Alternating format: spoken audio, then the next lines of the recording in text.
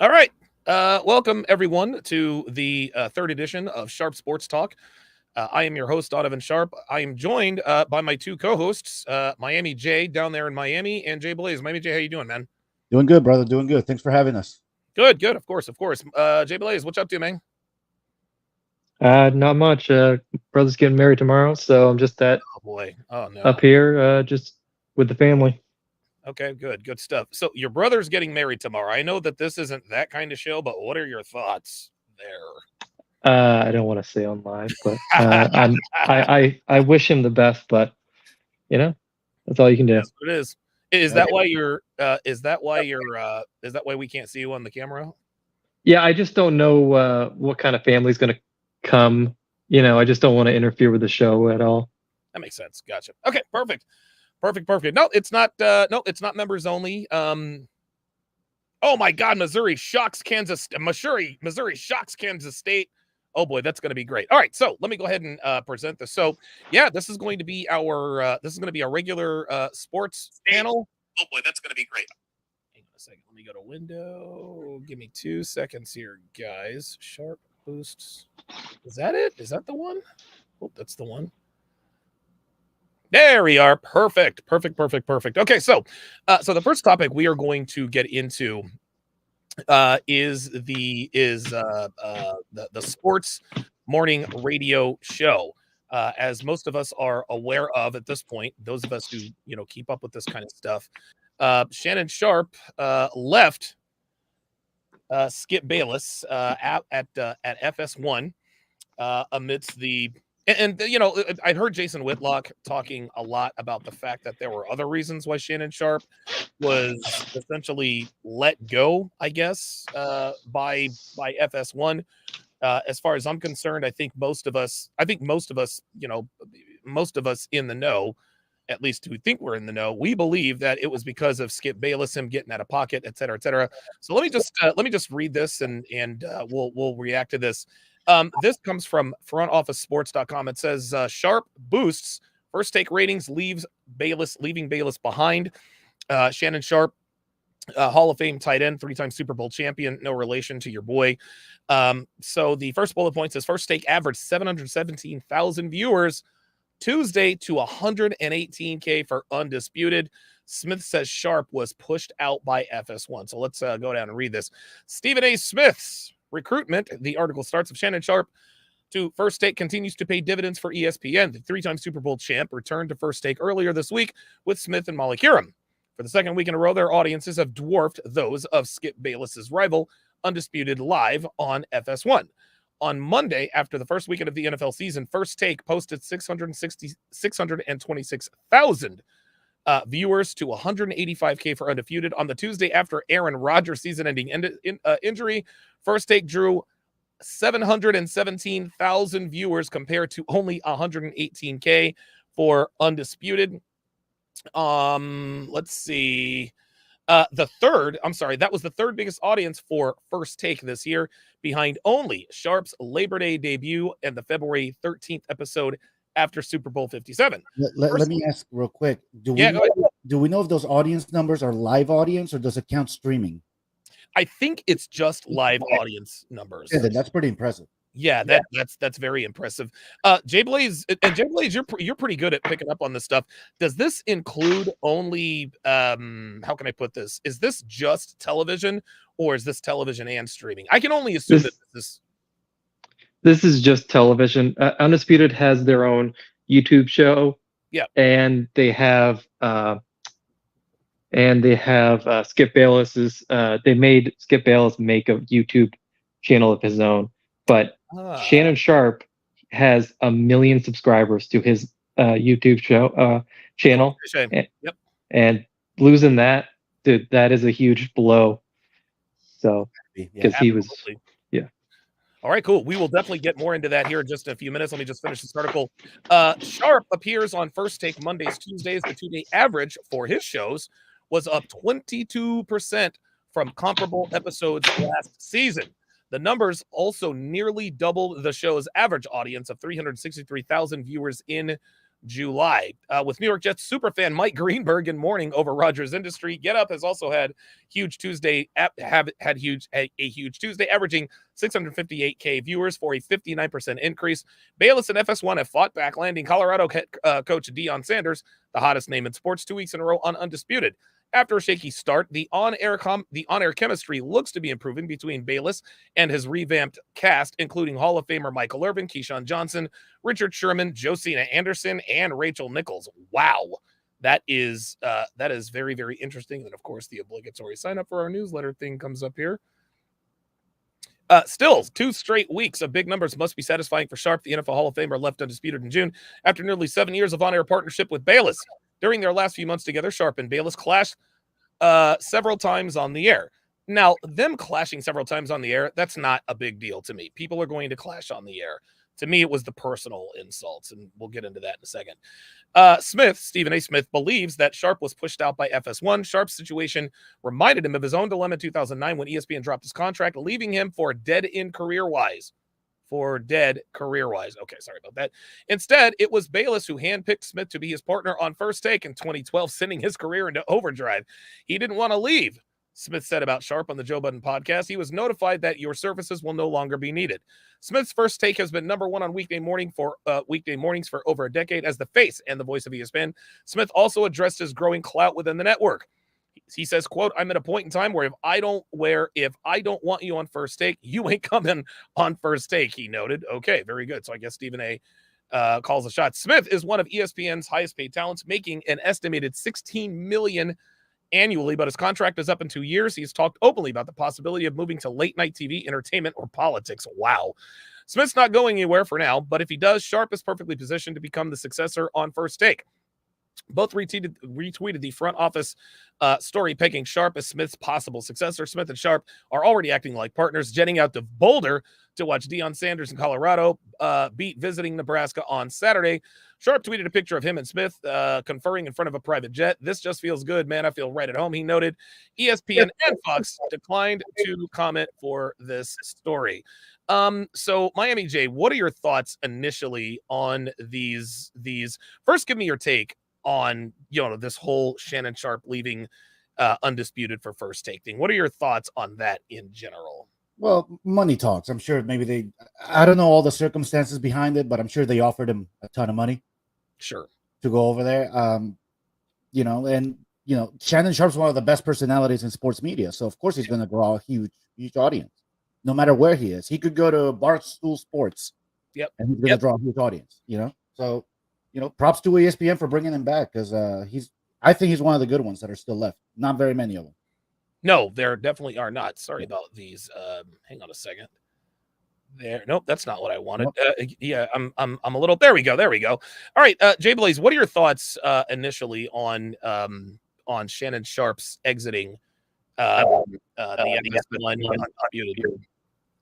They had a good 4 years, and that's amazing. Like just doing a live show 5 days a week and still liking each other. But I think Skip was losing respect for Shannon's takes, and I think I think he was. I don't think he respected him towards the end. At least that's what I'm only going by what Jason Whitlock was saying behind the scenes. Like he said that in one of his shows. But I think they just rubbed each other raw, and you saw that come out in some segments towards the end. And I think FS1 had to choose between Skip and Shannon. And I think I would have chosen Shannon because he has the million YouTube subscribers. Yep. He's younger and he's more charismatic on air. Because you look at Skip's new show, he is the least interesting person in the characters on the show. Yes. Can I bring something up real quick? Maybe this is general, and I saw it happening in politics, and that's kind of what pushed me out of politics. And now I'm starting to see it happen in sports. Okay. And this is how I knew journalistic ethics were dead. It's when I hated when the media covered the media, because then you would have a story about someone in the media said something that they were covered by something in the media about somebody that said something in the media. Right. That happens Right. in politics constantly now, and cable news, we all know what a shit show Yeah. that. So I really hope this doesn't start happening in sports, because honestly, this frontline office sports, I don't know them well, but media covering media never ends up well for anybody. Right. Like, people come here to hear about the sports, not the people who Right. talk about the sports. Yeah, I don't want to hear the media's opinion about another media's opinion. Exactly. Yeah, I agree with that. So Jay Blaze. So let me come to Blaze with this one. So you guys see on the screen. So it looks like First Take averaged 717,000 viewers on Tuesday, to 118K. So what it's really coming down to is First Take is kicking Undisputed's ass up and up and down, and it's interesting. When I watch First Take, sometimes I'm entertained. There, every once in a while they'll go in with a woke agenda. That's when I turn it off or I turn the channel.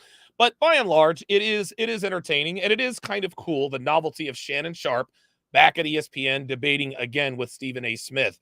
But I think I agree with Jay Blaze on this one. Skip Bayless is definitely he is the least interesting. I mean, and listen, man, he knows Lil Wayne. And he knows, and this is a weird turn that Undisputed is also taking, is that they're bringing on like these rappers or these guys in the industry and all this other kind of stuff. I mean, look, it's great to have them on the show every once in a while. But to me, I don't know. It doesn't rub me the wrong way. I'm just not interested in watching that. What about you, Blaze? I mean, do you think that that's a good move for FS1? No, it is not. So here's my issue. It was the same thing with Max Kellerman, where he would get on these takes and say the stupidest stuff. And I think this is Skip Bayless having white guilt. I think Oh, wow. Because he just brought up a topic where he's like begging the Jets to take on Colin Kaepernick. And then he had a couple other segments throughout the year that he would just go on these rants. And I'm just like, what are you doing? Like, just cover your sports, cover the topics. And I think Skip Bayless is trying to play director, and he's saying to, like, say Michael Irvin, have this point of view on things. Saying to Keyshawn, say this thing. And I'm just like, it doesn't come off as truthful. Yes, authentic. Yeah, authentic. No, I think that's a problem Fox Sports has had for a long, long time. They've built up Fox Sports 1 and even Fox Sports 2 to try to compete with ESPN. They've never really been able to. Yeah, you're right.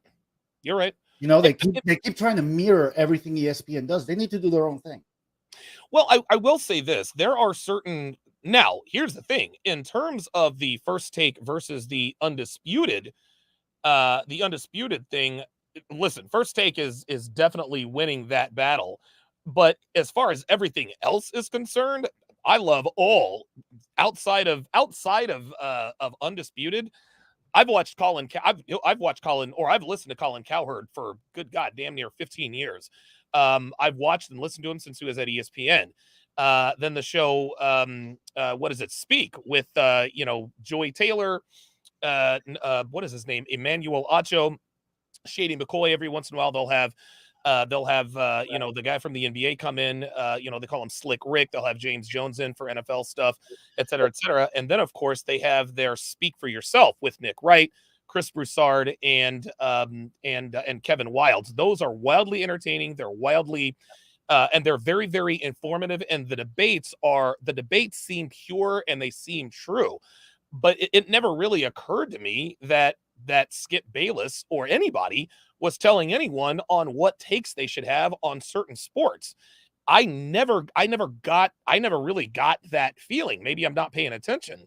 What do you think, Miami J? I mean, is that obvious to you or yeah, no? It's been obvious for a long time. To me, that's the problem with the main sports media, is the scripting and the wokeness.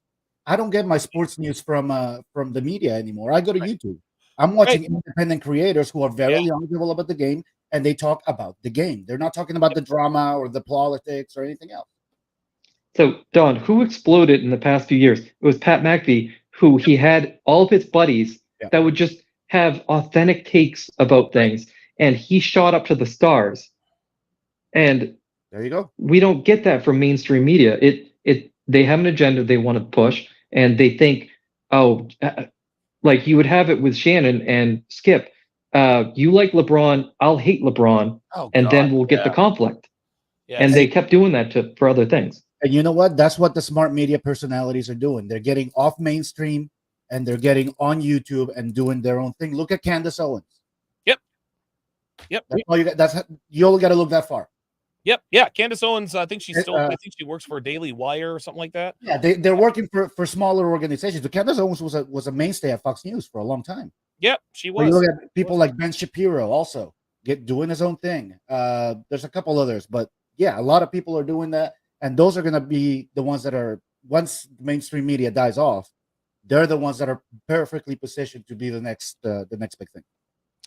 I think that Pat McAfee signing that 5-year, $85 million contract with ESPN, I think that represents that to me is sort of the preamble to the seismic shift that's going to happen, not only in sports media, but like you said, media in general. Yeah. People are waking up to the fact that there are definitely agendas at play.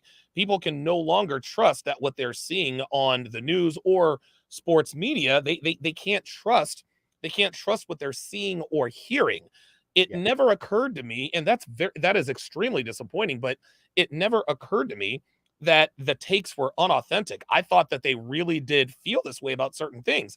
And I agree with Jay Blaze, man. The whole I love LeBron, you hate LeBron. I'm like, it almost it's when you listen to Skip Bayless, and I know Skip is not a popular guy.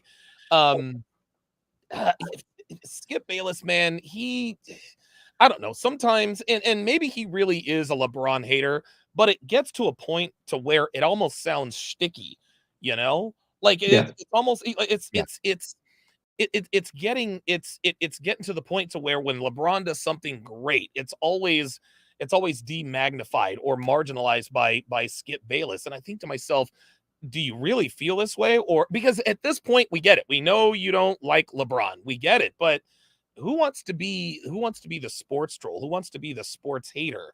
You know?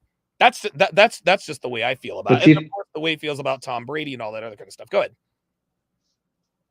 Well, what's even worse is he'll preface by saying, I love everything that LeBron does off the court, his social media stuff. I'm just like, LeBron has the stupidest takes on everything not sports.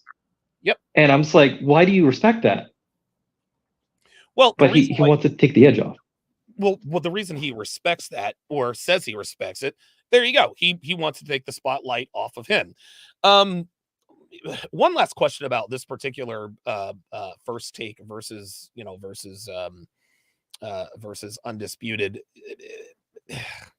Do you think? I think Undisputed's days are numbered. I watch the show now, and I don't even watch it. It's just, I mean, the conversations between him and Richard Sherman, I don't think he's as knowledgeable about sports as maybe Keyshawn Johnson or Michael Irvin. I love Michael Irvin. Michael Irvin was he was always great on First Take, especially during football season. He just doesn't have that same juice. So, Miami J, do you think Undisputed's days are numbered, or do you think they're going to be around? What are your thoughts? I don't know. They got to replace it with something, so it'll probably be something exactly the same thing. But I mean, yeah, I think their days are numbered. I think all of the sports media, pretty much, their days are numbered. Wow. I'm in that camp. I don't see it as sustainable. And you think, let me just throw this out there. You think ESPN is bad now with the wokeness and the scripting? Oh, God. Let's wait and see if the company gets sold to Apple, like it's rumored. Oh my God. Because right now, all of Disney's up for sale to Apple, possibly. And if that happens, it's going to get even worse. If Apple buys ESPN, it's over with. You think Apple's big now? If they buy Disney, they truly become the Cyberdyne or the umbrella corporation that's going to rule the fucking line. I love it. Yeah, maybe. But I do know this: as woke as Apple and Silicon Valley is, dude, guys are going to stop watching. That's just all there is. So you can only insult your audience so much before guys turn away. Blaze, what are your thoughts? Is Undisputed? Is it long for this world, or do you think it can last? Fox had so many opportunities to steal all the audience from ESPN, yes, but they wasted every single one. Yep. And Undisputed the only one that is interesting to watch is Michael Irvin. Right. And you have to build a show around him. But he's a tough guy to build your show around because he's still with the NFL Network. They finally settled the Marriott lawsuit.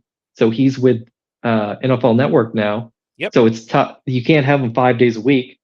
And I think Skip was hoping to have Rachel Nichols be the person he would debate NBA with, but she's never had a debate stage. She's always been the moderator and chiming in.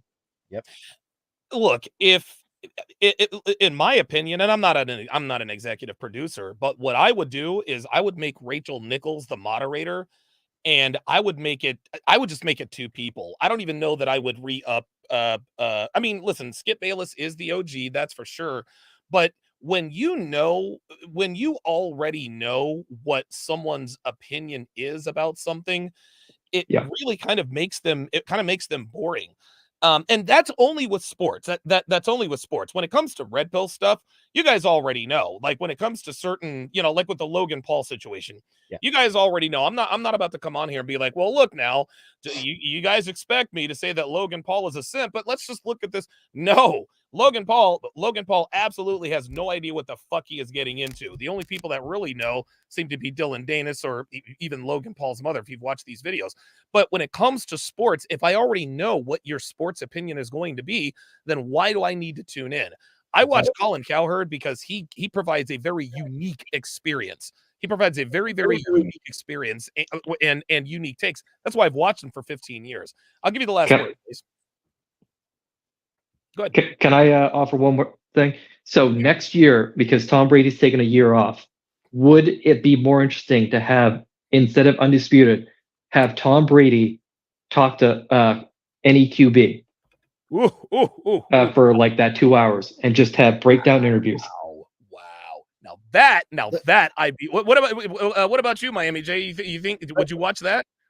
Let me ask you something. I've watched clips on social media. This show that Eli Manning and Peyton Manning have now, is that on ESPN? Yeah, it's on ESPN too. Okay, well, there you go. Fox needs to get creative and stop trying to mirror ESPN. If they really want to get this stuff off the ground, every show they do, and the ones I watched most recently were obviously the soccer show because I'm a big soccer fan. But everything Fox does mirrors ESPN. I'm wholly convinced in the producers area at Fox Sports, they have ESPN on. Yeah, of course. Everything they do is to mirror ESPN, and they got to stop that. Well, they have to.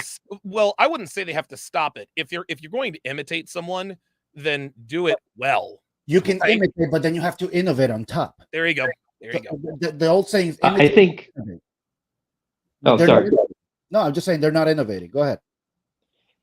So I think Greg Olson is really good in that first announcer chair. Yep. I do not. You cannot get rid of him through Tom Brady.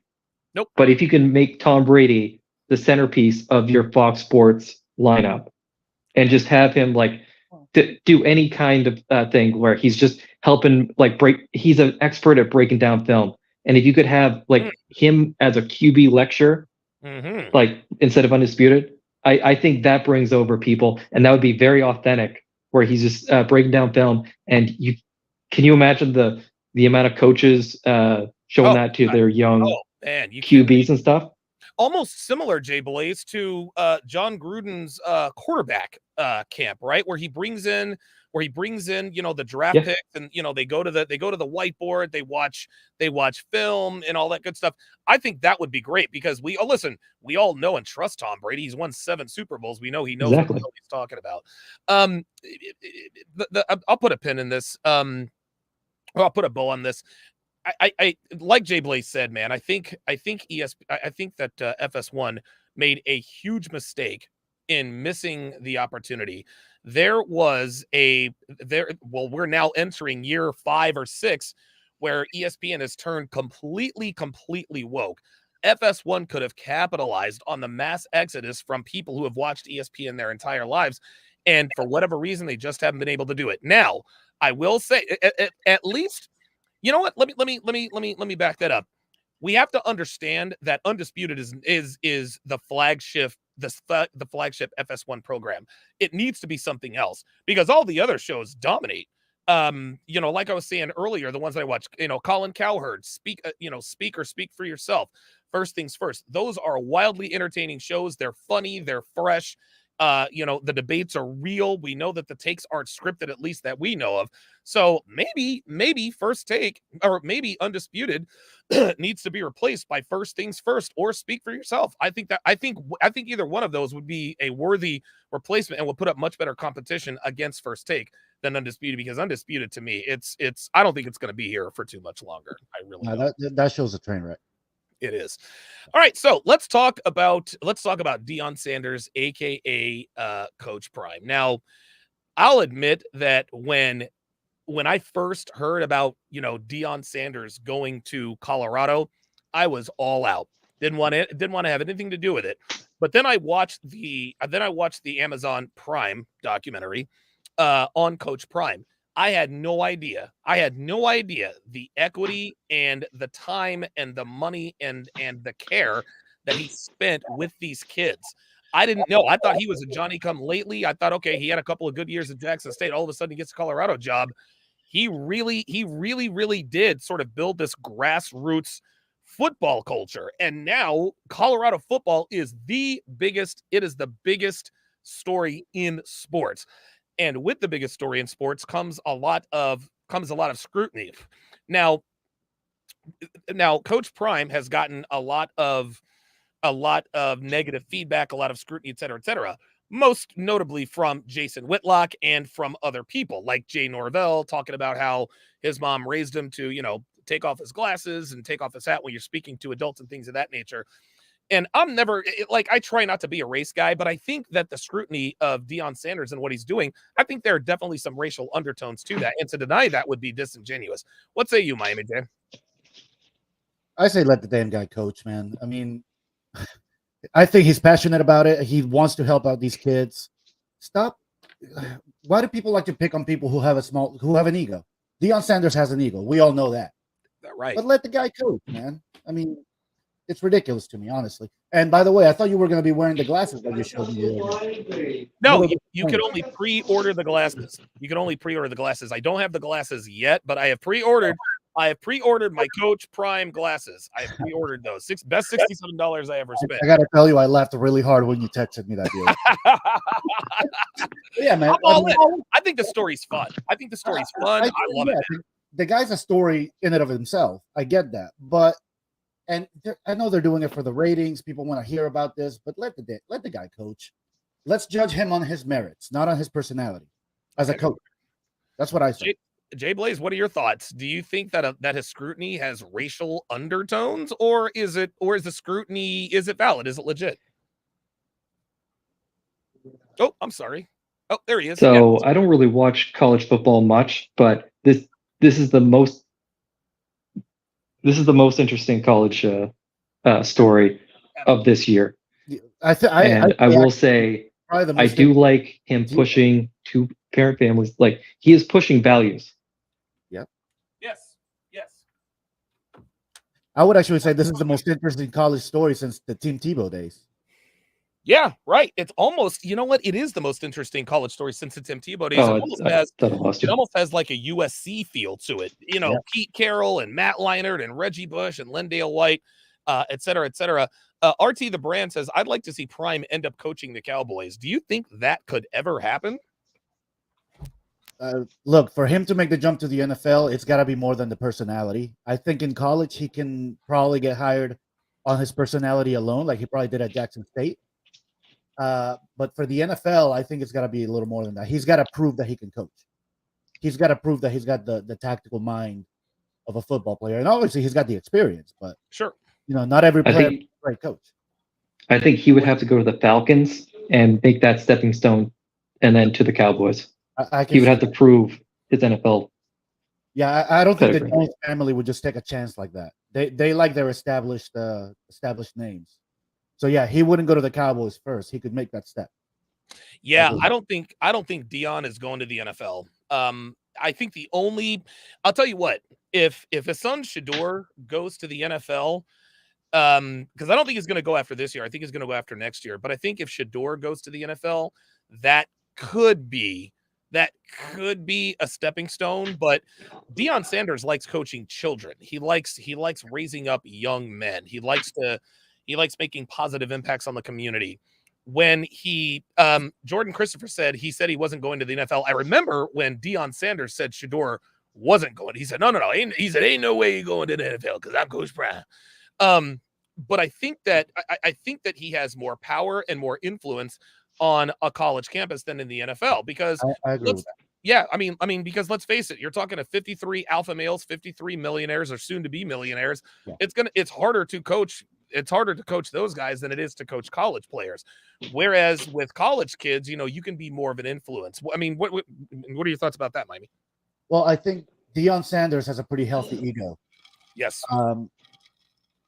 Now I said let him coach. He shouldn't be the story, but let's face it, he likes being the story.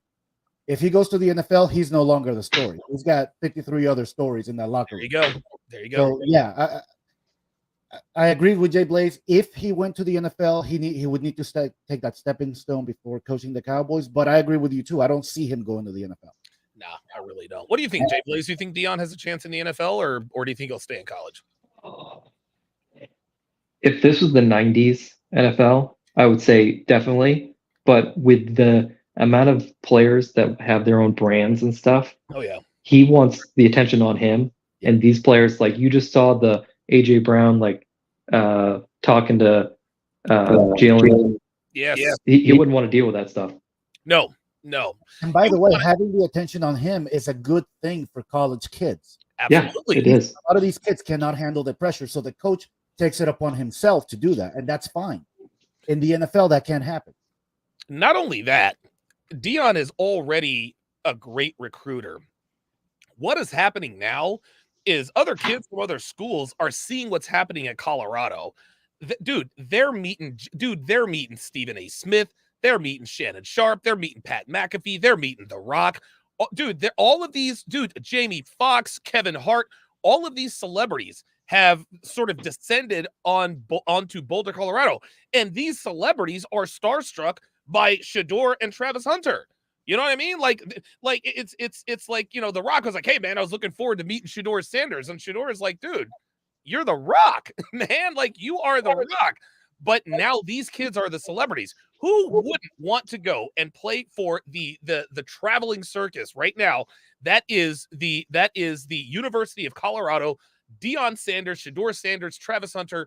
You're going to have celebrities on the sideline. You got Michael Irvin roaming the sidelines. It really does have a USC feel to it, which, by the way, helps. USC is extremely known for having celebrities on the sideline. Snoop Dogg, Mario Lopez, Will Ferrell. There are always celebrities at the practices and at the games. I think Deion Sanders has that kind of pull, and we're seeing it in year number 1. What do you think? You know what? I was just going to say that. I think Deion Sanders has the pull, and that's only going to benefit the school. That's going to, like you said earlier, it's going to attract a lot of talent. And before that even happens, when the hell was the last time we saw Colorado ranked? Oh my God. They're ranked 18th right now. So Deion's proving it that he can do it without elite talent. He's going to start attracting elite talent. Colorado might be a powerhouse in a few years. Colorado is going to be a powerhouse next year, thanks to the transfer portal and the dude. They're already they won 1 game last season. They've already doubled their win output. And I'm going to tell you this. They've got Colorado State today. And we'll talk about the comments that, Jay Norvell made about Deion Sanders. They've got Colorado State today. Next week, they go up to Eugene, Oregon to play the Ducks.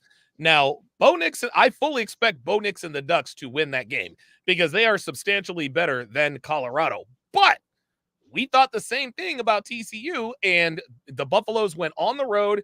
They hung 45 on TCU and put the world on notice.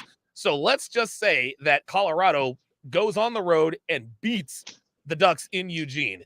The very next week, they will welcome USC and Heisman hopeful Caleb Williams into Boulder. That, I think, will be the highest rated college football game of the season. It very well might be. Yeah. It will be. By the way, I just want to throw out there, I'm a little salty that my Gators are 1-1 and they're not ranked like Alabama or LSU. Well, Yeah, Alabama and LSU are both both 1-1. No, this is a rebuilding year for the Gators. We Of all know. course. Of course. I couldn't believe that LSU got dump trucked by Florida State. Go ahead, Jay Blaze. What you got? There's going to be a few factors to see how big Dino's going to get. Is how high Travis Hunter and Shador Sanders go in the draft when they finally go in, I think, a year or two. Yep. And how well they do against USC, and if their coordinators leave and he doesn't replace them with comparable talent. Don't we all know about coordinators leaving? Yeah. Ay. All right. So speaking of coordinators, so the Eagles on Monday Night Football, we got the W against the Minnesota Vikings, 34-28. The game probably was not as close as the score would indicate. However, the Vikings did make it interesting in the end. What with Kirk Cousins being a stat monger, once again dropping 54 fantasy points, coming up short once again during prime time. The Eagles are 2-0, but this is probably it's interesting. The scrutiny that they're under because of their 2-0 season is because they don't appear to be as dominant as last year. And I would agree, but I will tell you this: if we run the football like we did against Minnesota, then I think we're going to get right back to Eagle football. Jay Blaze, what are your overall thoughts on the Eagles being 2-0? What are the strengths, deficiencies, weaknesses? What are your predictions going forward? Should the Eagles is it panic mode? Should they be concerned? What say you? I think they're missing their offensive coordinator. I think the defense is getting up there. I don't think there's much of a drop off with the defense, but the offensive coordinator, like Steve Sarkisian, or it was Steve Sarkisian, right? Yeah. No, Shane Steichen. Shane Steichen was our offensive coordinator. Jonathan. Shane Steichen. Yeah, right. Okay, so yeah, that was a big drop off, and I think it's going to take him maybe 5 to 6 games to really get into that form, because you saw it on the sideline. If they can incorporate AJ Brown more, this team's can be deadly. Yeah. The whole AJ. Now, by the way, this isn't the first blow up AJ Brown has had. Yeah. He's done it before. But I mean, look, man, we all know wide receivers can be divas, right? They're out there running routes. They only get a couple of targets. But what I was impressed with Jalen Hurts standing his ground. He's like, look, bruh, sometimes it's going to be like that. Sometimes you're not going to have that many targets. Sometimes you're just not going to have that many catches. That's just the way it is. But this season started out like 2 seasons ago. I think the Eagles were 0-1 or they were 1-1 or 0-1 or 2-1 or something like that. And we would not run the football. And people were in the stands, run the football. Well, Nick Sirianni, his rookie coaching year, finally decided to start running the football, and it changed literally everything. Then, of course, Shane Steichen takes over. We're definitely running the football. And of course, we set all kinds of records and things and things of that nature. So it was kind of the same this year. We're throwing the ball against New England. We kind of escape, by the skin of our teeth out there. Come back to Minnesota. We're a little bit shaky early, but as soon as Brian Johnson decided to run the football with DeAndre Swift, that's when we took over the football game. What do you say about that, Joel? Look, it's very early in the season to throw a word around like panic, but I think Philadelphia is by far one of the strongest teams in the NFL because of the running game. And I gotta give it up to Jalen Hurts. He's proving that he's for real. Yep. Because last year was his first year starting. Am I wrong? Yeah, it was his first. Yeah. Well, no, last year was his second year as second year starting. Well, a lot of quarterbacks have come in for 1 or 2 years and lit it up, and then they kind of fade away. Jalen Hurts, I think he's for real, especially after what he had to endure in college. Yes. With Alabama getting pulled out in the national championship game. He's proving that he's got it up here for sure. And as far as Swift, man, I mean, I knew he was a good running back when he got drafted. Philadelphia are reaping the benefits that Detroit let slip away because that guy is for real. And I'm just glad that Trap God didn't start him against me in fantasy. Yeah, you got that right. Yeah.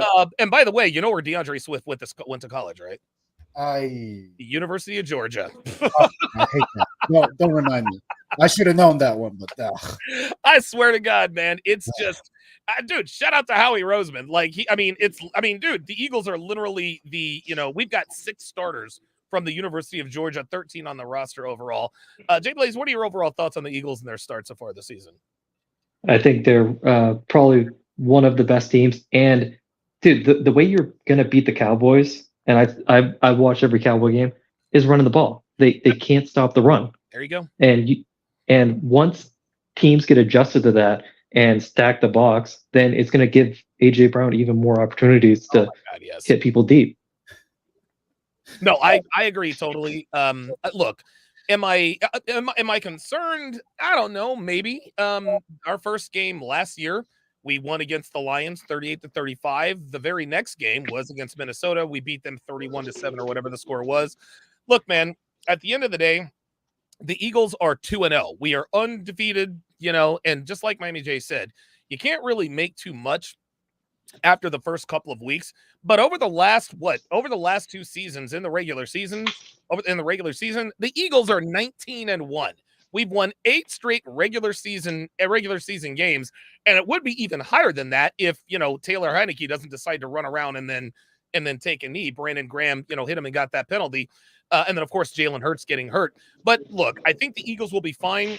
We've got 10 days off before we have to go down to Tampa. Nakobe Dean is coming back. Blankenship is coming back. Kenneth Gainwell will come back. That two-headed monster, that running back, I think will be okay. And at that point, A.J. Brown won't have anything to worry about. Your last thoughts on the Eagles, Miami J? I hope they're undefeated when they face the Dolphins on the 22nd. By the way, that game's going to be built up by the media like crazy. We talked about the media earlier. Talk about that Tua versus Hurts. Come on, that's going to be built up like crazy. Well, it's interesting because the media missed all of the parallels between the Eagles and the Patriots. You see, Jalen Hurts was Mac Jones's teammate at Alabama at one point, and Devontae Smith, who won the Heisman at Alabama, was a wide receiver for Mac Jones. But it's not really as tasty because Mac Jones isn't really as compelling a player as Tua and or Hurts. Yeah, not just that. It's going back to that championship game for Alabama, where Hurts got replaced by Tua. That's going to be they're going to build it up like crazy, and I can't wait. Fins up, baby. That is absolutely crazy. Yeah, that's going to be crazy. Jay Blaze, your final thoughts on the Eagles and their 2-0, their shaky 2-0 start? I don't think they have any issues until was it November, where they first play the Cowboys, and then they go on that disaster like that. If you can go like 3-2, you're fine. But that's going to be the prove it games of their schedule. Dude, look, I can't wait. Dude, we got to play the Cowboys, we got to play the Chiefs, we got to play the 49ers. Who else do we have in there? And then we got to play the Bills. We got to play the Bills. Yeah. And the Dolphins. But guess what? Those motherfuckers got to play us too, man. You know what I'm saying? Like, look, that's going to be a murderer's row of a schedule. I'm fucking glad I'm glad we're going through it, because by then I think we'll have things worked out. Don't forget the Jets and your boy Mr. Wilson. Yeah, I'm not really worried. You know what? I'm not really as worried about the Jets. Yeah, no, I wouldn't be either. As I once was. With Aaron Rodgers, I was a little bit worried about it, but now not so much. Like I said, I'm starting Zach Wilson. I'm just looking for him to catch lightning in a bottle. But you guys know how that goes. So on your screen is are the Philadelphia Eagles. This is last year on Monday Night Football, lining up in the fabled Philly rugby play. And I don't know what the exact stats are, but I think we're successful with it like 99.9% of the time. I don't think I have ever seen the Philly rugby play fail every single time. And I mean every single time, without exception. If it's second, third, 4th and 1 for the game, dude, we line up in that Philly rugby play. We got DeAndre Swift on one side, AJ Brown on the other. Last year it was Miles Sanders. And it works every single time. Look, man, the Eagles have hacked the league. So what I'm going to do is I'm going to play part of the video that Peter King, and I don't know, you guys can't hear the video. I'm going to see if the audience can hear it. Audience, let me know if you can hear it. If you can't, then I won't play it. We'll just talk about it. Here we go.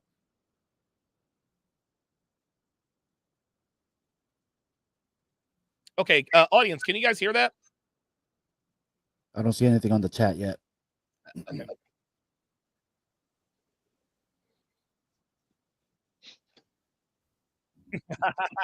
No, they can't. They can't hear it. Phantom 313 says they can't hear it. You can't hear it. Oh, good God! I don't know why. I don't know why I'm having. I don't know why I'm having sound issues. That is weird. Something is going on. Something is really going on with StreamYard, and it's really pissing me the fuck off. Yeah, and I don't want to. The last time we did J&J Dating Dynamics, we had the same issue. Yeah, something is. I fucking hate when this shit happens. Well, anyway, Peter King he's got his panties in a bunch about the Philly rugby play and about how it should be outlawed. What do you think, Jay Blaze? Should the Philly rugby play be outlawed, or if it ain't broke, don't fix it? So the 99% success rate is an issue, but how is this any different than Tom Brady's QB sneak? He was like undefeated with the QB sneak on 4th and 1 and 1st and goal. That's all right. That's all right. What about you, Miami J? What do you think? No, it shouldn't be outlawed, man. Come on. This is football in its purest form. Offensive line against defensive line. Get everybody in there and push the damn pile. You know, they call it a rugby play. How did football get started? By changing the rules of rugby. It's football in its purest form. I love the play. I hope every team starts using it, and I hope defenses adapt to it, because then we're going to see some awesome plays at the goal line. I freaking love it. No, don't change it. Well, here's the thing. I think the reason why the Philly rugby play is like steroids. The reason why everybody wants to outlaw it is because they work, right? But yeah. Like they can want to outlaw it all day. They didn't say that about the Wildcat when Miami pioneered it in 2000. Oh yes, I remember that game. Oh my Nobody God. could stop it. Oh my God, Cadillac Williams or Ronnie Brown. Oh my God, Ronnie Brown and who was it? Yeah, it was Cadillac Williams, wasn't it? Yeah. Ronnie Brown and Cadillac Williams, who both went to Auburn. Yeah. Yep. Yeah, I remember that. And Ricky Williams was there too. That's right. And Chad Pennington was their quarterback. And if I'm not mistaken, that was the year the Patriots went undefeated. If I'm not no, that was the year afterwards because the Patriots. No, because the Dolphins beat him with the Wildcat. Yeah, the Dolphins beat him. Yeah, that was the first time. He was on my bench too. My thoughts on that are this: this play clearly works. We've done it for over one season. Everyone in the building, everyone watching knows what's coming, and they still can't stop it. Now, why haven't other teams tried to do this rugby play? I'll tell you why they haven't tried to do this rugby play. You have to understand the elements that are within the rugby play.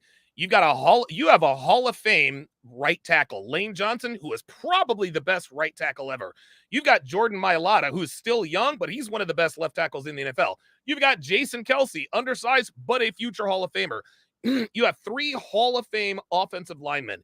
That's the first element. The second element is that your quarterback squats 600 pounds. Jalen Hurts is extraordinarily strong. He has tremendous strength.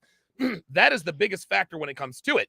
Now, one could argue, I remember against the Cowboys last year, when we got down there, it was 1st and goal, and this is with Gardner Minshew.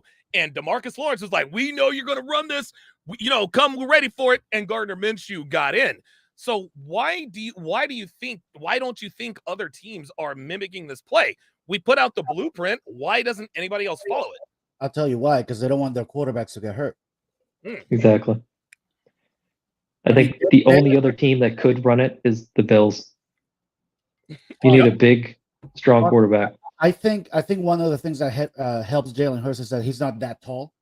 Right. He can get low to the ground. I think if Tua could squat that, he could be a quarterback that could probably run it. But the Dolphins don't want to put him in that position.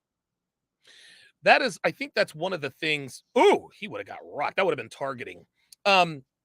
I think one of the most underrated parts about Jalen Hurts' game, is his physical strength. Yeah. The only reason why we're aware of his physical strength there in Philly is because he plays for the Eagles. There are Instagram, YouTube posts all the time of Jalen Hurts. Dude, he deadlifted 700 pounds last summer. He is, and when you look at him, Jalen Hurts is thick. He has thick legs. He's got a strong butt. Look at his arms. His arms are thick. His wrists are thick. He's like a bull. You couldn't do that with a Baker Mayfield or a Mac Jones. No. You just couldn't do it. But somebody like a Josh Allen or a Cam Newton, then yeah, go ahead. They do it. They just run it differently. It's the quarterback sneak. That's the play. You just can't do it the way Philly does it without a strong quarterback who can take the push from the back.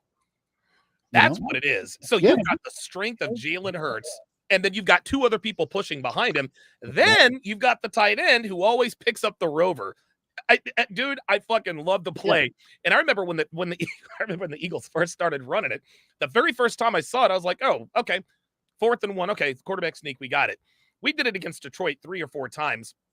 Then go ahead. No, I was gonna say, actually who used to run almost the exact same play? Who? The Gators with Tim Tebow. Oh yeah. And then they incorporated that jump pass. They're exactly. That's how they started using the jump pass. It was a fake of that play, then whoop, over the top. Wow. Do you think? Talk about a strong quarterback that you need for that play? You do. Listen, you need a strong look. I think you need a strong quarterback. I think it could definitely work with a guy like Josh. It could work with Taysom Hill. Taysom Hill is he's the kind of quarterback that can do it. If you have a lot of Sean Payton was still in the league. If what?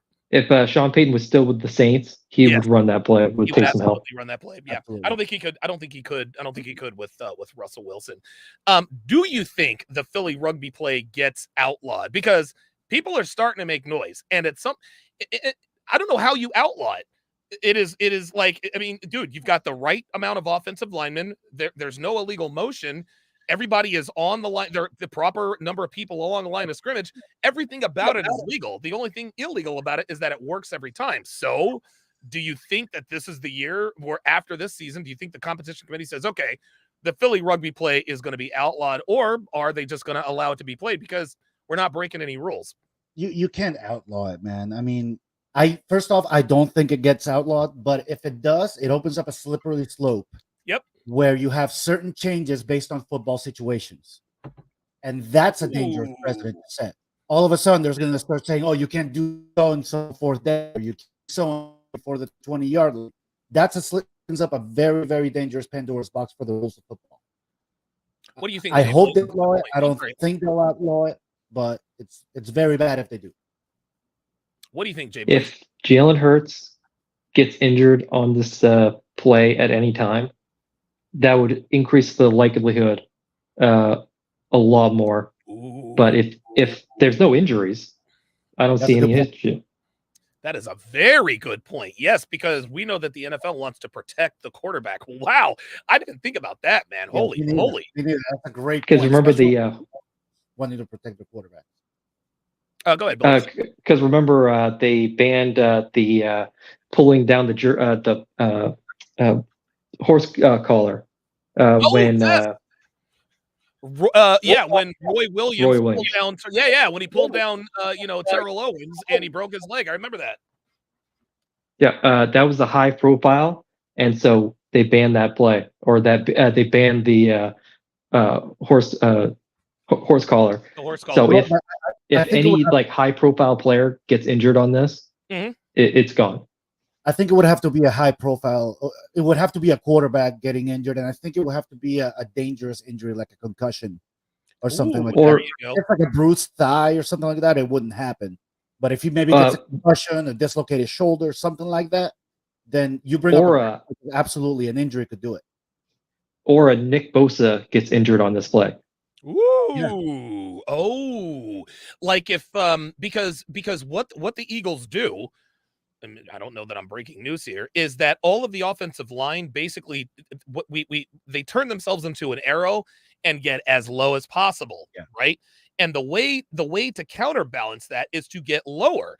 And so the only injuries that I can see coming from the Philly rugby play are concussions. But at that point, just like Miami J said, if you outlaw, because what's to say somebody, what's to keep somebody from running the Philly rugby play? What if they want to run it on 2nd and 10? Would you not do it then because it's 2nd and 10? Not that you ever would, but what if you wanted to, right? I think you're right. I think it definitely sets a dangerous precedent. This is one of those deals. That if it works too much, people want to outlaw it. And I'm biased, of course, because Shane Steichen came up with this, and Brian Johnson has perfected it to this point. But I agree with Miami J. If you start legislating, the kinds of plays that work very, very well, then I mean, at some point, you're really opening up Pandora's box. I'll give you guys the last word on this. Well, I was going to say there's a difference between, say, the horse collar and running a certain type of play. The horse collar is obviously, we all know it can be a safety issue for any player, blah, blah, blah. And it addresses specifically tackling certain formations or certain things like that. That's what sets the dangerous precedent. Gotcha. Like you just said, what if they wanted to run it on 2nd and 10 on the 50-yard line? You know? Yeah. It's not going to work. He's not going to get a touchdown. But now are you going to outlaw a certain formation? Now, the video talked about pushing players from the back to get extra yards. Apparently, that was a rule that was done away with, but it was never enforced. I like it. I don't think they should outlaw that. And if they do, then maybe. But offensive linemen push players all the time. You've seen if there's a running. As long as I've been watching football, that's been done. Yes, right. Like you'll see Jerome Bettis run up the middle. If he gets stood up and he's moving slowly, guess what? The offensive linemen get behind him and push him to get those few extra yards. So what difference does it make? Oh my God, it is pouring in Tampa. So what difference does it make if hurricane? Oh, that's exactly right. Alabama's going to be in some trouble here, man. Hurricane in Tampa? No, it's not a hurricane. It's basically a monsoon. Okay, because I've been tracking the hurricanes lately because they might come here. But Phantom 313 says the horse collar in 04 almost ended T.O.'s career from Roy Williams. You were wrong about that because the horse collar, he played in the Super Bowl that very same year. He broke his leg. I suppose if he had done the ACL or something like that, I suppose that could have, but thankfully he didn't, and listen, we've lost 2 Super Bowls, by a total of 6 points to both the Patriots. Isn't it interesting how both the AFC Championship game and the Super Bowl that the Chiefs won ended because of a questionable penalty down near the goal line? What are you saying? I don't know. I'm just putting it out there. All right, let's continue. All right, let's get to this week's games. Can I go ahead? Can I say one more thing on the rugby play? Yeah, how is this any different than all the nice guys at the bar, and you have the one asshole running game and getting all the women? There you go. Don't hate the player, hate the game. Hate the game, man. Yep. Hate the game. That's a very good point. All right, let's quickly go through our NFL predictions. We've got the Baltimore Ravens against the Cincinnati Bengals. I've got the Bengals in this one. Nothing is more motivating to a team than being humiliated on national television. Now, the Bengals and the Ravens, that was a national audience game. It doesn't matter where you live. If you had CBS, you were going to be watching that. I think Joe Burrow gets it back together. T. Higgins, Tyler Boyd, Jamar Chase, Joe Mixon. I think Baltimore with their shaky start against the Houston Texans. This game is on the road. Cincinnati's coming home. They went on the road. They lost to Cleveland. Everybody's talking shit. They're going to want to make a statement. Jay Blaze, who do you have? You have the Ravens or the Bengals? I have the Bengals with no J.K. Dobbins. They can't establish the run as much as they could in the past, and I just don't see Joe Burrow having 2 terrible games in a row. 2 stinkers, right? What say you, Miami G? Give me 1 second. I'm trying to see what the spread is on this game. Oh, I think it's 3. Let's see. We got Bengals and it's starting next week. I'm going to start putting up the spreads. So we'll talk about who we want, who we think will win outright, and then we'll talk about who we want in the spread. Yeah, I'll take Cincinnati. I think that I actually think they'll cover the spread. Yeah. I think Cincinnati definitely covers the spread. I think they win this game outright. I'm predicting the score of 27-14. I think that they'll easily cover the spread. Everything's back to normal. I think Joe Burrow throws for 300 yards and 3 touchdowns. Having said that, I do need Mark Andrews to have a good game. little fantasy. Phantom 313 says the Ravens could win this game, but I don't think so. Oops, wait a minute. All right, our next game, the Detroit Lions hosting the Seattle Seahawks. Jay Blaze, who do you got? I have the Lions. The Seattle disappointed me last week because I thought the Rams were in the Caleb Williams sweepstakes. Yeah, and they lost to them. Yep, they were supposed to be the dark horse of the NFL this year. So I have the Lions. Okay, very good. Who you got, Miami, James? Yeah, look, I'm not a believer. I think the Lions are the new Miami Dolphins, but I got the Lions in this one. I don't see Seattle as being strong enough, especially playing on the road. Now, I don't know if Detroit covers that spread of 4.5 points, but I think Detroit wins it. Jay Blaze, what you got? I think I already said I have the Lions. Oh, you've got the Lions. Okay, my bad. That was I got I did. Do we want to keep track of these and come back week to week and see how we did? Yeah, we can definitely keep track of these for sure. I've actually got the Seahawks. I've got the Seahawks over the Lions. Yeah, I do. I know it's not a sexy pick because the Detroit Lions are pretty much everyone's sweetheart. But Geno Smith is, I mean, listen, I think he's a good solid quarterback. I think they had an off week. Jackson Smith and Jigba, I think, was probably hurt. They've still got Kenneth Walker the third. And again, they're the Seahawks are going to be on the road. They didn't play well at all. They got dump trucked. You think there's going to be a hangover? Yes, that was going to be. You think there will be a hangover? Yeah, that was going to be my next point. Detroit coming off of that emotional high. Nobody thought they would go into Kansas City. They're hanging the Super Bowl banner. They're giving out Super Bowl rings. They go into Kansas City and they win. I think that there's definitely going to be a little bit of a hangover, especially with the Seattle Seahawks coming in having lost the way they did. Ooh, looks like there is some weather. Real quick on the chat to answer AT's question.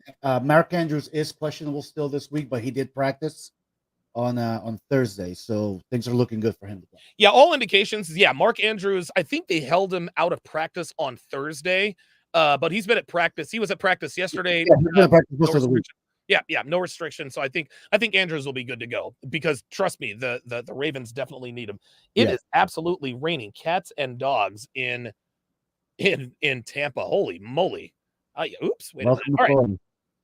All right, this game, this is going to be a snooze fest. The only reason why we want to watch this game really is to see C.J. Stroud versus Anthony Richardson. Look, I'm gonna go with the experience here. I think the Texans beat the Indianapolis Colts. I think D'Amico Ryans. Remember, he came over as the defensive coordinator from that vaunted San Francisco 49ers defense. Defense is his specialty. I think he'll limit Anthony Richardson, who is a rich man's Cam Newton. I've got the Texans winning this game 13-10. What you got, Jay Blaze? So the Texans are favored by 1. How did Richardson play week 1? Because I didn't really watch that game. He did okay. Completion percentage was 52. I think he threw for, I don't have the stats in front of me, but he did decently. He got his first NFL rushing touchdown, but he didn't show us that he's ready to take that next step, And again, nobody has film on him, right? Except for last week, but that's generally how he played last week. Yeah, I think D'Amico will game plan pretty well against a running quarterback. So I think I'll take the Texans in a close one. Okay. I don't think it's going to be an ugly game. Yes. Any game with a over under that's in the 30s, it's going to be slow and ugly and whatever. I got the Texans too. I'll go with the home team. I don't think Richardson's going to show us who he is yet. I'm a big Richardson fan coming back from the Bills. But it's going to take him a while to get adjusted to the league. Phantom 313 says, "Man, I miss the Houston Oilers and their unis, dude. You remember I don't know. I'm older than you guys. The Houston Oilers used to play in the Astrodome. They used to call that the House of Pain. Yeah, and for many reasons. I think the last season they had, I remember Zach Thomas had a pick 6 against him where he did a backflip into the end zone. I loved it. Wow. Zach Thomas, who was just inducted into the Hall of Fame. Very good. The Chicago Bears at the Tampa Bay Buccaneers. Jay Blaze, who you got in this one, man? So the line is Tampa Bay is favored by 2.5. Yep. Dude, Chase Claypool, I thought he was going to be an X factor. He is not putting in any effort whatsoever. No. He is ruining his career and his payday. And he has all the talent in the world. When we saw it with the Steelers, when he threw the ball instead of handing it to the ref, you knew you couldn't win with this guy. Yeah. So I'm going to take the Buccaneers. I'm a Baker believer, and I'm hoping he cashes in this opportunity. All right, Jay Blaze, who you got? Chicago or Tampa? I agree with Jay Blaze. I think Baker Mayfield's going to find his rhythm. I think Chris Goodwin's actually going to have a good game against Chicago. Yep, 3 for 3. I think that I think the Buccaneers. I think they win this game. I think they win this game decisively. Apollo in the chat says that was a great trade by the Steelers. Yes, it was. It was. Yeah, they flipped it into a couple of draft picks, and I think it also might have had to do with the. I don't think it had anything to do with the Minkah Fitzpatrick trade, but yeah, the Buccaneers, to me, from top to bottom, I think they're a better team. The only advantage they have is at quarterback. And let's not forget, we've still got Chris Godwin and Mike Evans playing for the Tampa Bay Buccaneers. And oh, by the way, they are now in a weather delay with the USF versus Alabama game, because it is literally raining cats and dogs down there in Tampa. What's the score in that game right now? I think it's like 3-0. I think. Hang on a second. I could have gone to USF. I did. Really? Yeah. Oh, there it is. Yep. Trey 7979. Yep. Alabama, South Florida's in a weather delay. Yeah, that's gonna be a long weather delay. This is a very intriguing game. The Kansas City Chiefs against the Jacksonville Jaguars. Jay Blaze, who you got, man? So the Chiefs are favored by 3 points. I'm gonna take the underdog. I'm gonna take the Jaguars. I like the Jaguars. Okay. All right. What about you? I think this is where Trevor Lawrence proves that he's a top 5 quarterback. Wow. Okay. Not me. There's 3 games that I got money on this weekend. This is one of them. I think Kansas City, a pissed off Kansas City, comes back and commits a spread. I think they're going to put a beating on the Jaguars. Yeah, I'm with you, man. I think that Kansas City covers the spread. Trevor Lawrence, I think he is a top 5 quarterback. Yeah. If this particular game, I'll put it to you this way. If the Chiefs had won on Thursday night against the Lions, I would give the Jaguars a little bit more of a chance. But there's something to be said about getting beaten in your home opener, something that's never happened to Patrick Mahomes. And they didn't have Chris Jones or Travis Kelce. Both of them come back this week. It's going to be their week 1. I think they're going to ball out. I think this is going to be a shootout, but I think Kansas City pulls away. I'm going to go 40-28 Chiefs in a win over the Jaguars on the road.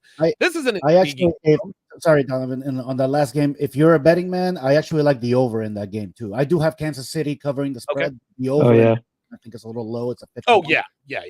Definitely take the over on the points, because I think this is definitely going to be a shootout for sure. Let's go to Green Bay versus Atlanta. These are 2 teams that don't really play too often. You've got Jordan Love versus Desmond Ridder. Jay Blaze, who you got, man? Who do you think wins this game? So the Falcons are 2-point favorites. Yep. Jordan Love played really well last game. I think I'm going to take Jordan Love and the Packers. I don't think they have enough tape on him, because it's usually the 5 or 6 games, and then the defense starts to get tape on your rhythms and stuff. Yep. I don't think they have that on Jordan Love yet. Okay. I agree with Jay Blaze. This is the second game that I have money on. I got the Packers at +1. They're actually the underdog, but I think Atlanta's a hot mess. I think Jordan Love's going to start to prove that he's a very good quarterback and that he learned a lot from Aaron Rodgers sitting behind him. Yeah, I agree with you. Yep. You guys have total agreement with me as well. I think Jordan Love goes in. I think he carves up a very weak Atlanta defense. I think the one highlight will definitely be Bijan Robinson, but keep in mind, Aaron Jones he's got that hamstring injury that he's nursing. He might not start. Doesn't matter. They've still got Quadzilla, AJ Dillon in the backfield. So I think Green Bay wins this by 7. I think they definitely. You said they're 2-point dogs, Jay Blaze? 1.5. 2. Oh, I have 1.5 too. Okay. I have it at 1.5. I have 2 points. Same thing. Okay. Yeah. Either way, they're gonna win outright. I think they win outright. I think it's competitive until the end. When Green Bay starts to wear down that porous defense. The Raiders going into Buffalo. You've got Jimmy Garoppolo, Jimmy Graps, Jimmy G, porn star Jimmy GQ versus Josh Allen, coming off that Monday night loss against the Aaron Rodgers-less New York Jets. Jay Blaze, who do you got? So the Bills are 8-point favorites. I like the Raiders with the 8, but I do see the Bills winning. Pissed off after being embarrassed. Yes. Yeah. but I think the Raiders keep it close. Okay. Yeah. What about you, Miami Jay? I actually, with the spread, I like the Raiders. I hate. Gotta agree with Jay Blaze again. I think the Bills pull it off. Having said that, I don't think they cover the. I have it at 7.5. What I do love, I love the over in this game. It's a 41. I have 47 here. I have it at 41. I mean, maybe we're looking at, I'm sure we're looking at a different site, but I have it at 41. And I love that over. Okay. All right. I agree with Jay Blaze. I think the Bills win. But 8 points is a lot. Like 8 points is a lot. Listen, you get 3 points at home. Like if you're at home, you automatically get 3 points. Dude, and Jimmy Garoppolo is, listen, say what you want about him. Jimmy Garoppolo is a winner. He's been to 2 NFC title games. He's been to a Super Bowl.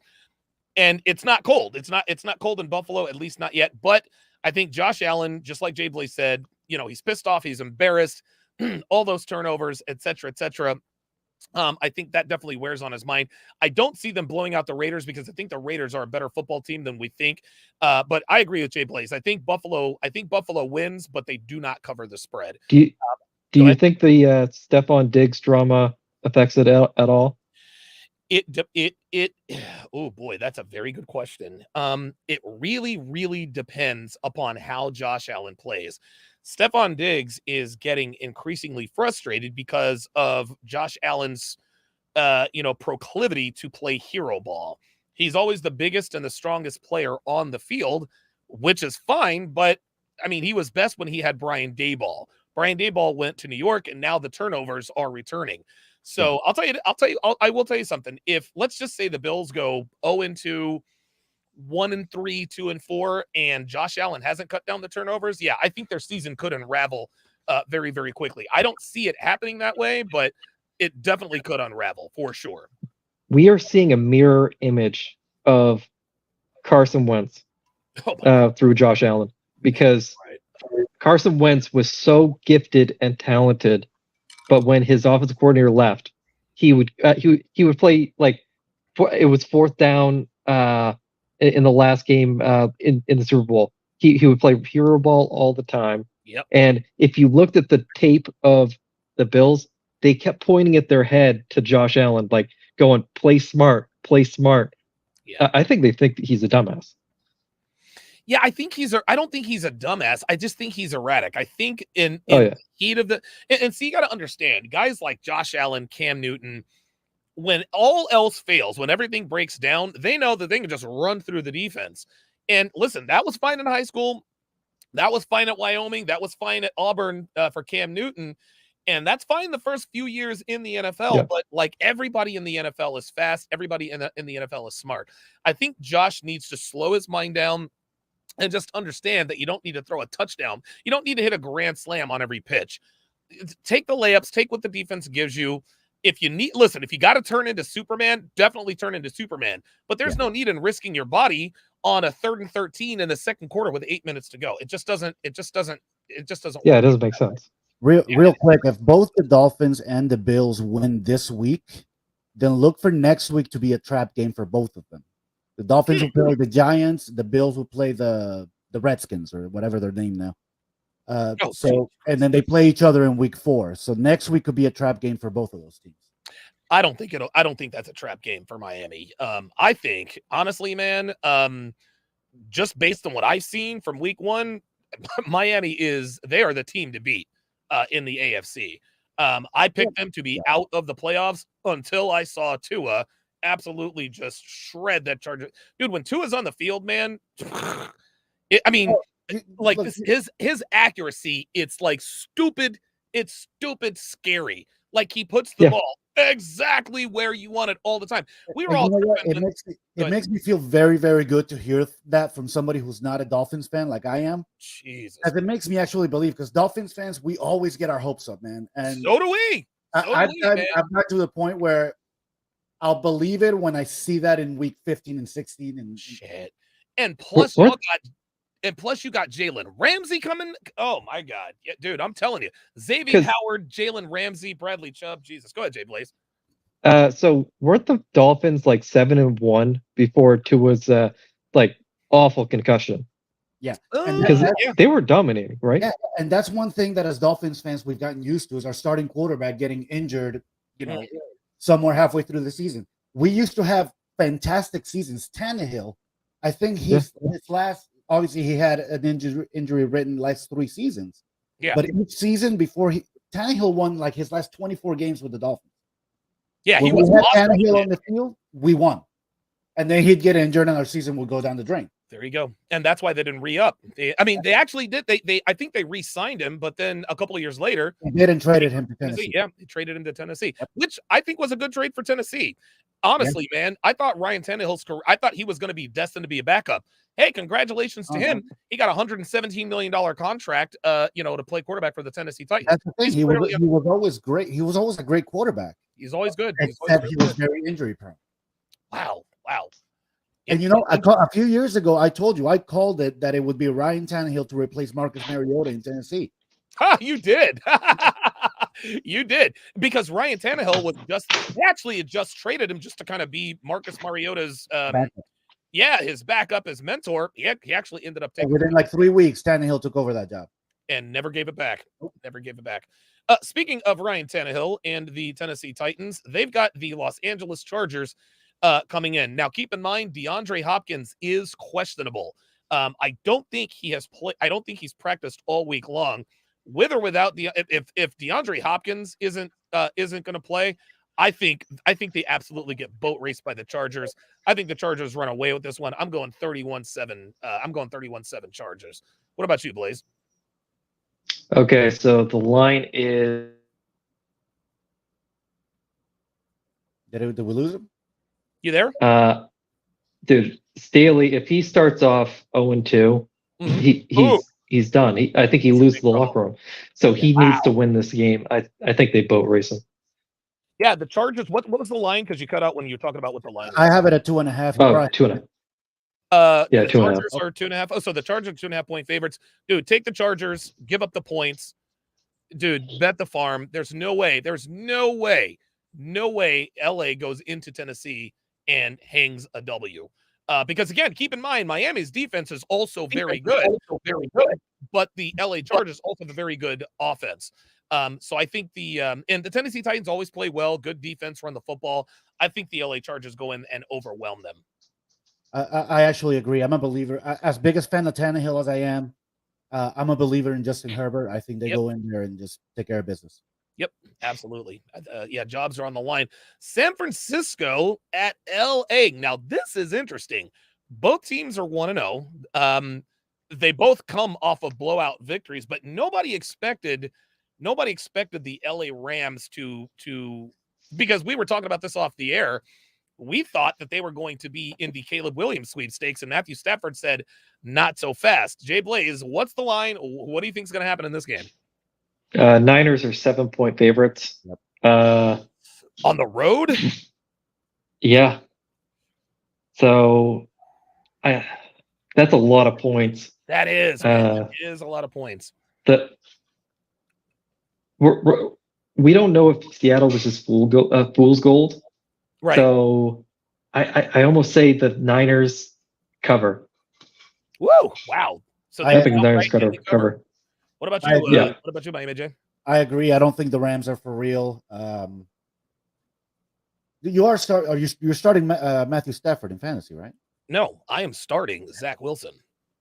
I know. I just have to mess with you a little bit. I am starting Zach Wilson. Check this out. Look, check this out. Do I want Matthew Stafford against that 49ers defense, or do I want Ryan? Or do I want? It's like I'm between a rock and a hard place. Who has the better defense? I think you made a fantastic trade, getting Matthew Stafford though for Jalen Waddle. Yep. I will be starting Jalen Waddle, by the way. But I agree with Jay Blaze. I think 49ers go in there. I think the 49ers feel that this is their year and nobody's going to take it away from them. I think they're playing with that swagger, and Christian McCaffrey is just too much. I agree. And I will say, McVay had all offseason to scheme for Seattle. Yep. He only has a week to scheme for the Rams. Exactly. Not only that, Kyle Shanahan has Sean McVay's number. Exactly. Even the year that the Rams won the Super Bowl, the 49ers beat him in the regular season twice. Yep. No matter how good the Rams are, the 49ers just always seem to find a way to get in there and win. 7 points is a lot, but you know what? I think I'm convinced. I'll do it. I'll swallow the 7 points, take the 49ers to win outright. I think they win this game 27-10. I think the defense, that San Francisco defense, I watched them against the Pittsburgh Steelers. It was a fucking blur. Like, I was like, dude, these guys look fucking scary. Yeah. Then they're going to LA. It's their second straight road game before they go home to Santa Clara. I think they go in. I think they absolutely dump truck the Rams. You're right. I think the Rams are fool's gold. I think it was the first game of the season. Sean McVay had 4 months to scheme against the Seattle Seahawks. But now you're technically on a long/short week. I think Kyle Shanahan and his boys and Brock Purdy go into LA, and I think they get the decisive W. Yeah, I think real quick on that one, I just don't think LA has the talent this year. No, I mean, Sean McVay's system can only take you so far. If you don't have the talent to run the system properly, it's never going to work out. And they just don't have it this year. You know what? This might be the game that puts them back into the Caleb Williams sweepstakes. I agree. Because and listen, LA's got a tough schedule. They could easily open up 1-5, and before you know it, now we're trading Matthew Stafford. Now we're trading Aaron Donald. We're getting rid of Cooper Kupp. I think this could be the start of that. This would be a major upset if the Rams were to pull this off. I agree. Okay, let us go to the Giants and the Cardinals. This one's not going to be close. Both of these teams are terrible. I've got it 10-7 Giants. What say you, Jay Blaze? So the Giants are 4-point favorites. I'm gonna say the Giants get back on track because they were a playoff team last year. Yeah, and I think the Cardinals played over the skis last week. Yep, they kept it close, right? Yeah, they did. I think the Giants. I think the Giants get back on track without the Micah Parsons breathing down their neck. What say you, Miami J? Yeah, I'll take the Giants too. I think the Cardinals are a complete train wreck this year. Okay. Oh my God, Jesus Christ! Yeah, they need to start trading people and just rebuilding that whole team because the what's their quarterback's name? God, I don't even know. I don't know who. Josh Dobbs. Yeah, it's ridiculous. The Kyler Murray experiment didn't work. No, the Cardinals need to start revamping that entire organization. Yep, and it hurts me to say because I lived in Arizona for a very long time. I lived in Phoenix, and I actually became a bit of a Cardinals fan. But no, this organization needs a complete revamp. I actually like the under in this game at 40 points. Okay, but I'll take the Giants to win it. What you got? Do you think the Cardinals can get a Buda Baker return like the Micah Fitzpatrick? Dude, this is what I'm hoping. The Eagles lost C.J. Gardner-Johnson last season to the Lions. Mac Jones in the second half carved up the Eagles in the middle of the field. The reason why he was able to carve up the Eagles in the middle of the field is because we no longer have C.J. Gardner-Johnson. Yes, Reed Blankenship is a second-year guy. He's not C.J. G.J. If we were to get I think Buda Baker is in my estimation, I think he's probably the best safety in football. And I've actually watched the in-season Hard Knocks with the Cardinals back when they had DeAndre Hopkins from last season. Buda Baker lost his mind when they lost to home. He's like, I'm tired of fucking losing. He's crying in the locker room. Like he is tired of losing. If the Cardinals don't, I think the Cardinals have to get rid of Buda Baker because they've already gotten rid of Isaiah Simmons. And by the way, Jonathan Gannon, listen, we will welcome you back with open arms here in Philly if shit gets too hot for you down out there in Phoenix. Just putting that out there. We'd love to have him back for sure. Here we are, the game of the week, in my opinion, the New York Jets going into Dallas. What's the line? What's the line on this game, and who you got, Jay Blaze? -9 Cowboys. That's tasty. That is tasty. The over-under is 38. Take the under. I would take the under. So what do you got right now? You going to take the over or the under, and who you got against the spread now, right? They're putting zero respect on Zach Wilson's name with this over under. Okay. I got to go with the Cowboys. I don't know if they cover because I think Zach plays better than what they think. So I think the Jets cover, but I think the Cowboys win. Okay, very good. That's a good pick. Miami J, who you got? I'm gonna have to go brush my teeth after this. I got the Jets. Not just covering. Yes. I got the Jets in the upset. I think the running game of the Jets is going to be key. They're going to need to run the football, give Zach Wilson time. And look, I know they're real talented. I don't think the Cowboys are for real, man. What? I'm not a believer in Dak Prescott. I don't think they got it. I think the Cowboys are not for real. Wow. I think they're poorly coached and they have an average quarterback. I agree. Look, I agree, man. Dak Prescott had his best moments of his career when he had Zeke. We had as a rookie. Yeah, exactly. I really don't think Dak Prescott's for real. I've been watching him since college, and I don't think Dak Prescott's for real, man. Dak, he hasn't proven it. Dak has had his best when he throws 20 times for 200 yards. That's when he's at his best. You know who you know who Dak Prescott is? He's Trent Dilfer. I think he's Alex Smith. Yeah, around the he's going to need a strong defense, a strong running game, and they're just going to ask him to not make mistakes. You know what? I would say Dak Prescott is Kirk Cousins with a better PR, with better PR. That's what I would say. I can see because Kirk Cousins is a stat monger. Well, so is Dak Prescott. Dak Prescott is no longer a mobile quarterback. Well, Kirk Cousins was never a mobile quarterback. Dak Prescott puts up numbers all the time. So does Kirk Cousins. Kirk Cousins shrinks when the lights are brightest. So does Dak. Now, let's not cast any false aspersions. The Cowboys are a much better football team than the Jets. Like, let's get that right. But I think that, let's just say in another scenario, let's say the Giants upset the Cowboys in week 1. If the Giants upset the Cowboys in week 1, they're going to absolutely curb stomp the New York Jets. But they ended up boat racing the Giants. Yeah. So now they're feeling themselves. They're back at home. You got Micah Parsons talking. Just like you said, nobody's putting respect on Zach Wilson's name, and I don't think they really should. But I think Zach Wilson is better than people are giving them credit for.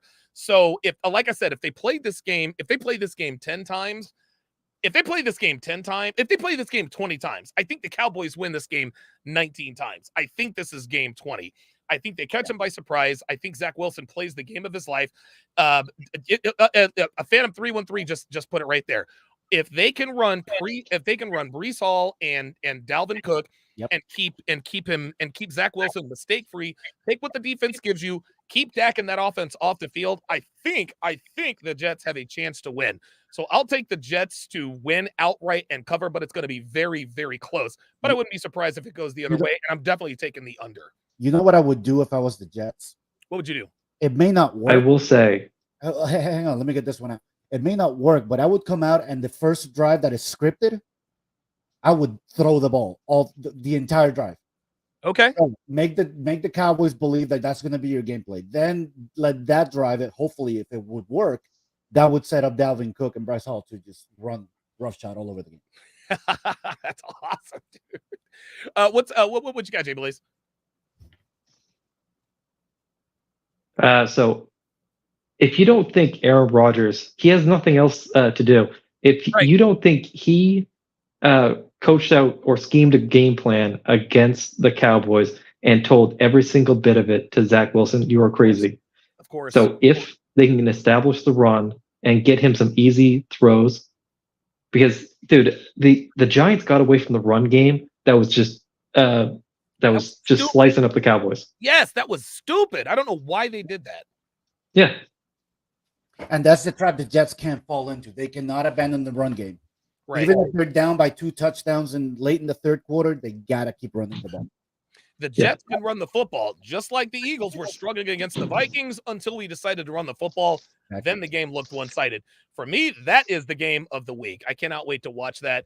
It's either going to be a Cowboys blowout or it's going to be a Jets, winning by the hair of their chinny chin chin. Yeah. The Broncos and the what are they called? The Commanders.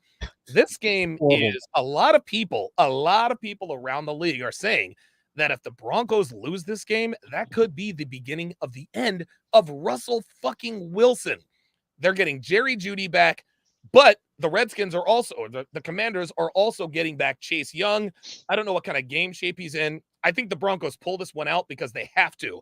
I think they're almost in the same predicament as the Buffalo Bills. The Bills cannot fall to 0-2. The Broncos can't fall to 0-2. I think they do whatever it takes. I think it could be an ugly football game. If they win, I think they win it by like 5 or some crazy number like that, 22-15 or 28-18 or some crazy number like that.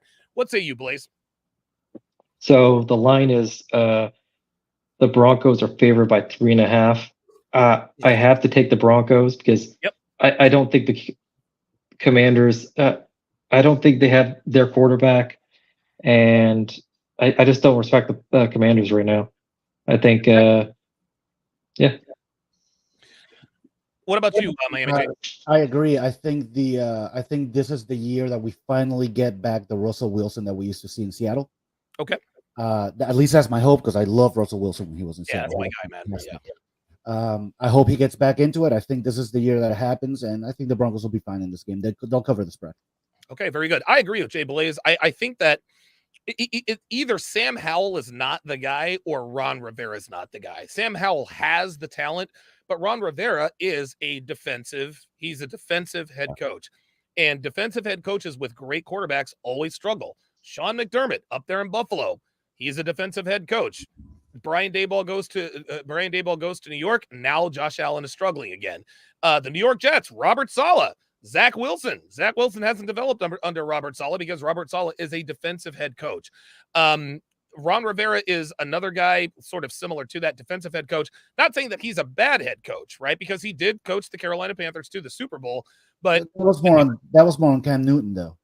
Yeah, I think he's overrated. There you go. There you go. I think Ron Rivera is definitely overrated. I think he's a great defensive coordinator, but a great head coach, no. You know who he reminds me of is Dave Wanstead. Do you remember him? I do. Remember always Dave Wanstead, yeah. Always looking like he's feeling sorry for himself on the sidelines. I don't like Ron Rivera. I don't think he's real. Because Ron gives the impression that he's like a drill sergeant and he's a very bare bones stuff. But dude, some of the stuff he says in press conferences, I'm just like, this guy's an idiot. Yeah, it is a little bit weird. And never forget, Ron Rivera was on that 85 Bears defense. Maybe that's sort of what he's riding on. Look, listen, he's got a Super Bowl appearance for sure. And he's going to be in the league forever. But I think this is his last head coaching job for sure. Also, probably, yeah. Miami versus New England. Look, man, what's the line on this one, Jay Blaze? 2.5. Dolphins. Oh my goodness. Yeah, dude, I think the Dolphins win outright. I think they cover whatever the over-under is, take the over. I think Tua goes into New England. I think they hang 45-48 on the Patriots. I agree. I think Dolphins boat race them. Yep. I actually have money on this game too. I hate betting on Dolphin games. It's, whatever. You never bet on the teams that you love. But this is the one. I want to be a believer. So I'm betting on the Dolphins. I'm betting on the over. Pro Special says Rivera is the first coach to get fired this season. That's a hot take. I like it. That's interesting. Who's another? There was one other coach that's on the hot seat that might not make it through the season, at least as far as we know. If I can think of it, I'll say something. But yeah, I think Ron Rivera is definitely on the hot seat. I don't think. I think through the offseason, you had the guy for the Chiefs come, Eric Bieniemy. Yes. And just to play politics, because I think Ron, if he was white, he would have been fired 2 years ago. You think so? Oh yeah. But he Zack Snyder Snyder could not fire him before selling the team, and now the new owners, I think Eric Bieniemy, because of the media hype, if they go on a losing streak. Yep. I think they elevate him.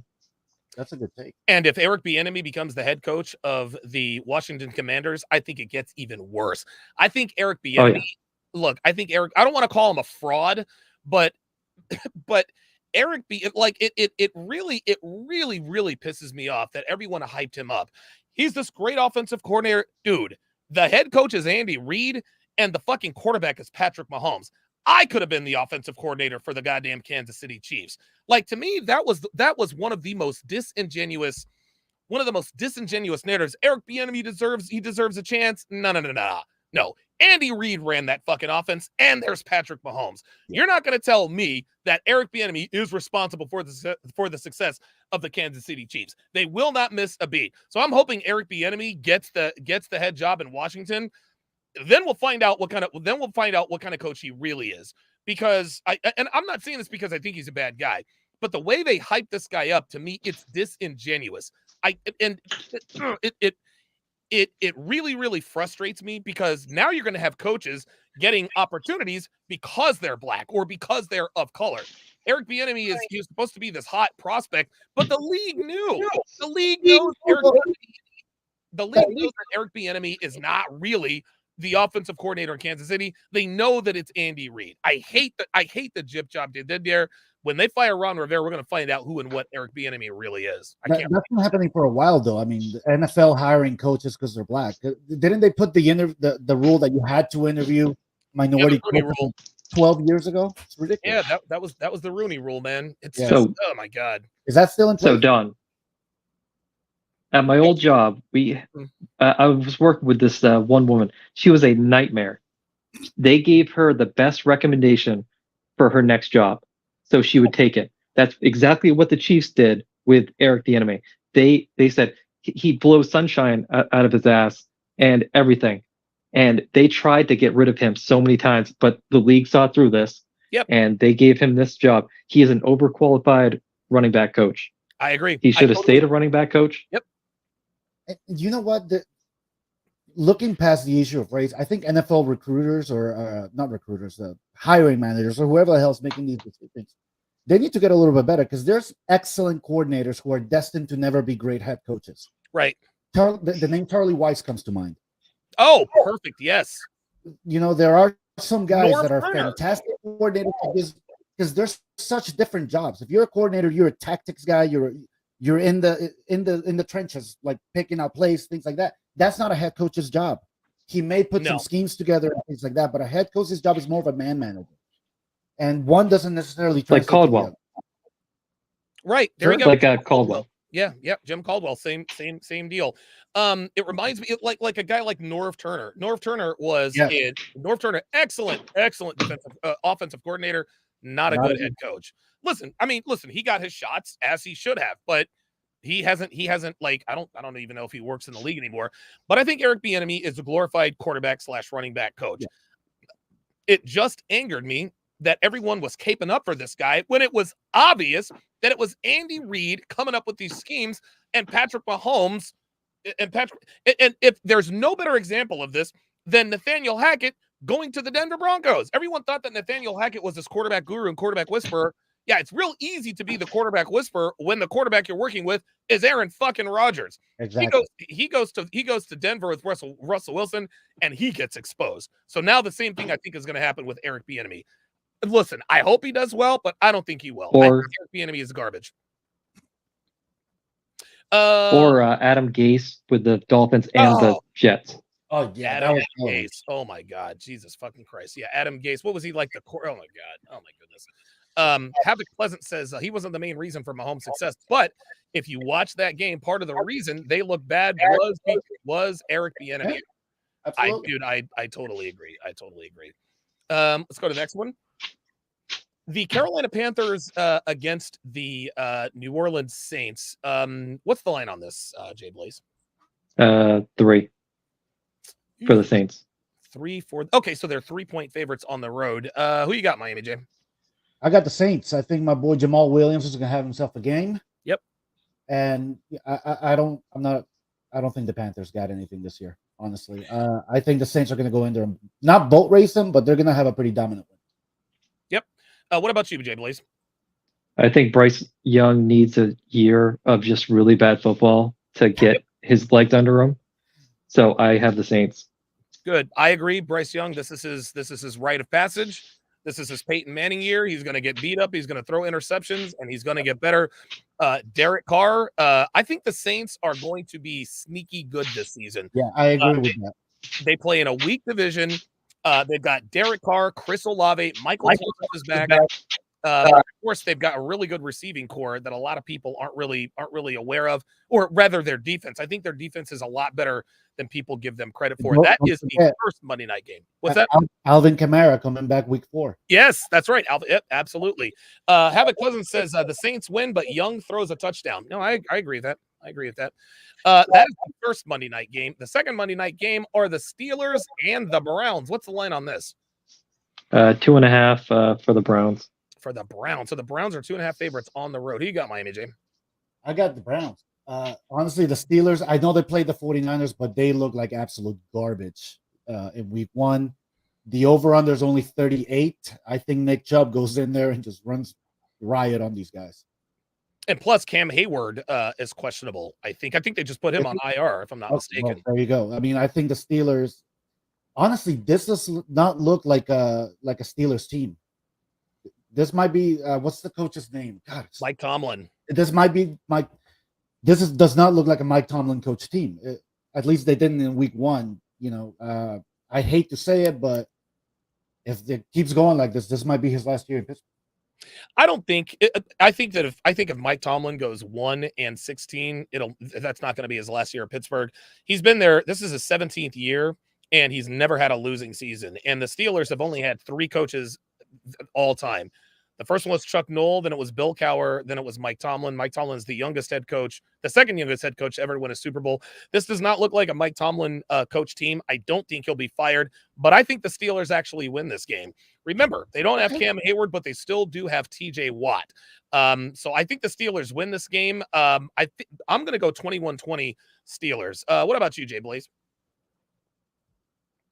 I think the Browns look better than what they are because Joe Burrow looks so bad. And I think the Steelers look worse than what they are because the 49ers are so good. So I have the Steelers winning. Very good. Pro special. Oh, wait, I'm the only one who picked the Browns. You're the only who picked Cleveland. Yeah, you're on an island all by yourself. Okay. Phantom 3-3 says Browns, and I think Mike will be Mike Tomlin's first losing season. It may very well be. Let's see. Havoc Pleasant, he agrees with you. He says, really? It was the 49ers defense, the best in the league. We will win this game. All right. I think is that the last game? Yep, that is the last game. All right, guys. Let's go around the panel and let's give our final thoughts on today's topic. Jay Blaze, fire first. I think I said all I need to say. Okay. I'm just so all good. Okay. Miami J, what you got? Look, I think it's shaping up to be a fantastic NFL season. My Dolphins, hopefully they don't disappoint. And my fantasy team's looking mighty strong, man. I'm loving my lineup. Oh, my God. Yeah, your team is awesome. Yeah. My final words is I will definitely be watching Colorado versus Colorado State with my hat and sunglasses. I'm getting my Coach Prime sunglasses within a week. I'm going to wear them for the next show. Thank you guys all for tuning in, and we will see you guys next time. Take care. Thank you all. Peace.